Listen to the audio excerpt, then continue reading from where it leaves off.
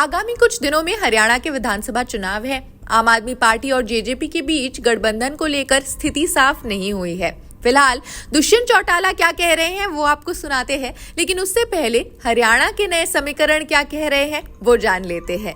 आम आदमी पार्टी के साथ न जाने की स्थिति में गठबंधन कर क्या चुनाव लड़ सकती है जेजेपी? दुष्यंत चौटाला के हाल ही में दिए गए बयानों में ऐसी संभावना पूरी तरह खत्म होने के संकेत मिल रहे हैं। दुष्यंत चौटाला ने अब चुनाव को लेकर कांग्रेस पर भी निशाना साधा। कहा कि भूपेंद्र हुड्डा जेल जाने से डर रहे हैं, इसलिए उनकी पार्टी ने उम्मीदवार नहीं उतारा।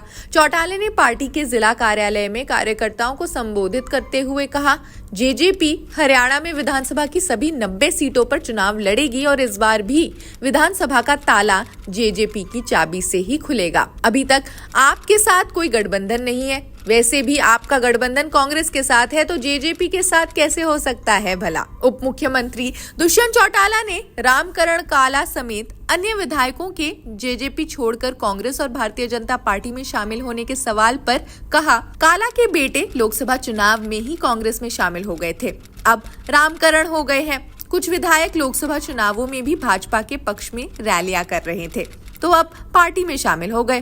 खैर, आप पूरी बात चौटाला के मुंह से सुनिए। मैदान है, मैदान में तो लड़ने वाले की जीत होती है। लड़ोगे नहीं, हथियार गिरदोगे, जीत कैसे हो? मैं तो ये बोलता हूँ, अभी भी हमारे पास 16 घंटे हैं, हिम्मत दिखाए। अगर वो रात को भी हिम्मत दिखाएंगे, कल सुबह मैं स्पीकर ऑफिस में उनके साथ बैठकर साइन करूँ।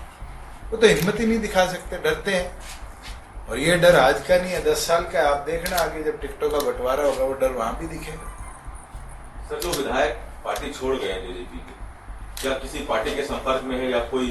तो उनसे आप पूछो, मुझे तो छोड़ गए, और जो मुझे छोड़ गया मैं उससे क्यों संपर्क करूं? ये ऐसे है कि जैसे मैं नरवाना हल्का से है, और नरवाना हल्का से जब भी कोई हमारा जैसे कोई हमारा नेता जाते थे, माननीय पूर्व जो हमारे दुष्यंत चौटाला जी और हमारे राष्ट्रीय अध्यक्ष डॉक्टर अजय सिंह चौटाला जी और